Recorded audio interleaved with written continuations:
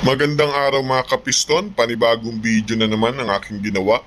Ngayong araw na to mga kapiston, pag-usapan natin kung paano ba magpalit ng langis sa differential oil. Bali, hindi ko sa inyo maidedemo ng actual mga kapiston, ipapaliwanag ko lang dito kung paano ba magpalit ng differential oil. Yan ang topic natin ngayon mga kapiston. Pero bago yan mga kapiston, pwede bang pakisubscribe ang aking YouTube channel at pakisubscribe na rin ang aking kaibigan, Team Bay, at panood na rin ang kanilang video. Maraming salamat. Balik tayo sa topic mga kapiston. Ikaw na isang may-ari ng sasakyan, kayang-kaya mong magpalit ng differential oil. Sa totoo lang mga kapiston, mas mahirap pa rin mag-change oil ng makina kumpara sa differential. Pero depende sa klase ng differential. Ipapaliwanag ko sa inyo mga kapiston kung alin ba yung mahirap palitan ng langis na differential at saka yung madaling palitan na langis ng differential. Mga kapiston, kung mapapansin mo yung picture, kung ganitong klase yung differential mo, ito ang pinakamadaling palitan ng langis. May makikita kang dalawang tornilyuhan. Yung bandang taas mga kapiston, yun yung pinaka salinan ng langis. At yung baba, yun yung pinaka drain plug. Kaya napapansin mo, tumutulo yung langis kasi doon dinedrain yung langis. So halimbawa mga kapiston, ganito yung klase ng differential mo. Ang una mong gagawin mga kapiston, titingnan mo muna yung klase ng drain plug, kung ano bang tools ang gagamitin natin. Kung mapapansin mo sa picture, kapag ganyan yung drain plug ng iyong differential, ang kailangan mo dyan ay power handle. Dun sa power handle, hindi mo na kailangan lagyan ng sakit. Diretso mo nang i-connect dyan kasi yan ay 1/2 ang sukat niyan. Ang pangalawa mong gawin mga kapiston, luwagan mo muna yung dalawang plug na yan, yung drain plug tsaka yung salinan na plug. Huwag mo munang diretsong tanggalin yung drain plug para mag-drain ng langis. Hindi, kasi minsan yung salinan ng langis na plug, sobrang sobrang tigas, hindi mo matatanggal. Ibig sabihin nag-stack up yun. So kung halimbawa na-drain mo na, hindi mo masasalinan ng langis kasi may problema nga yung plug nung salinan ng oil. Kaya ang mas mabuti mong gawin, luwagan mo muna pareho para sigurado kang makakapagsaling ka ng langis kapag nag-drain ka na ng oil. Nakuha mo ba mga kapiston? Kapag naluwagan mo na yung dalawang plug na yan mga kapiston, i-drain mo na yung langis.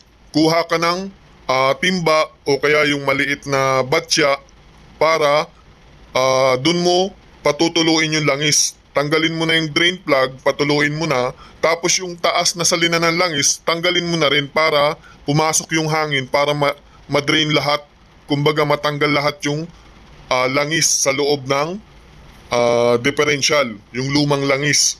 Kapag na-drain na mga kapiston, ibalik mo na yung drain plug tapos higpitan mo ng tama, tapos ngayon magsasali na tayo ng bagong langis ng differential. Ang gagawin mo, kukuha ka ng ganito, ng imbudo na mayroong hose. Mga kapiston, kapag sa bahay mo lang ito gagawin, mapipilitan ka talagang umilalim sa iyong sasakyan. Pero siguraduhin mong naka handbrake o naka-parking brake ang iyong sasakyan, o kung mas mabuti, lagyan mong kalang yung gulong para sure tayo. Tapos ngayon, susuotin mo yan sa ilalim ng sasakyan, tapos kailangan mo ng ganyang salinan. Yung may hose sa dulo, tapos doon ka magsasali ng langis. Pero siguraduhin mong mahigpit yung pinaka-drain plug para hindi magkaroon ng leak at maubos yung langis ng differential. Malaking problema pag ganun. Pero kapag sigurado kang nahigpitan na yung drain plug, ganyan lang gawin mo. Kuha ka ng imbudo na may hose, doon mo isalin ang langis. Ang tanong, hanggang saan yung langis o ilang liter yung pwede mong ilagay dyan sa differential? Ganito yan mga kapiston. Lahat ng differential, ganito ang sukat ng langis. Lahat ng differential. Diyan sa mismong salinan ng langis, yung butas na yan, diyan sa plug na yan, kapag nagsasaling ka ng langis at nakita mo nang tumulo na, ibig sabihin, yun na yung pinaka sukat niyan. Hintayin mo lang tumulo.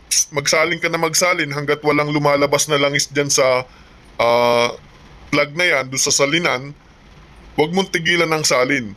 Ngayon, kapag napansin mo na may tumulo na, ibig sabihin, yun ay okay na. Nasa tamang level na yung langis sa loob ng differential. Kaya pwede mo nang isara yung plug. Siguraduhin mo ring mahigpit yung plug. Tamang higpit lang, hindi mo kailangang puwersahan ng todo. Ulitin ko mga kapiston ha, kapag magsasaling ka ng bagong langis sa differential oil, kailangan hintayin mo munang tumulo dun sa pinaka butas ng salinan ng langis. Kapag tumulo na, ibig sabihin nasa tamang level na yung langis sa loob ng differential. Nakuha mo ba mga kapiston? Ipapaliwanag ko naman sa inyo yung isang klase ng differential na mahirap palitan ng langis. Kapag ganito yung differential ng iyong sasakyan mga kapiston, huwag mo itong gawin sa iyong bahay. Kasi napakahirap nito, kailangan mong tanggalin yung cover na yan. Kasi yung ganyang klase mga kapiston, wala yung drain plug. Meron niyang salinan ng langis na plug pero wala siyang drain plug. Kaya ang ginagawa namin diyang mga mekaniko, tinatanggal namin yung cover tapos nire-reseal namin. Kung nasa bahay ka lang mga kapiston, may hirapan ka niyan kasi kailangan yan nasa lifter. Kailangan nakaangat yung sasakyan. So kapag ganyan yung differential ng iyong sasakyan, mas mabuting dalhin mo na lang sa mga shop o sa mga kasa para palitan ng differential oil. Kasi inuulit ko na mahirap yang palitan ng langis. So yun lang mga kapiston, at sana may natutunan ka sa topic natin ngayon tungkol sa pagpalit ng langis sa differential. At kung may natutunan ka, please subscribe sa ating YouTube channel mga kapiston at pakisubscribe na rin ang aking kaibigan na Team Bay. Yun lang, maraming salamat mga kapiston sa walang sawang suporta.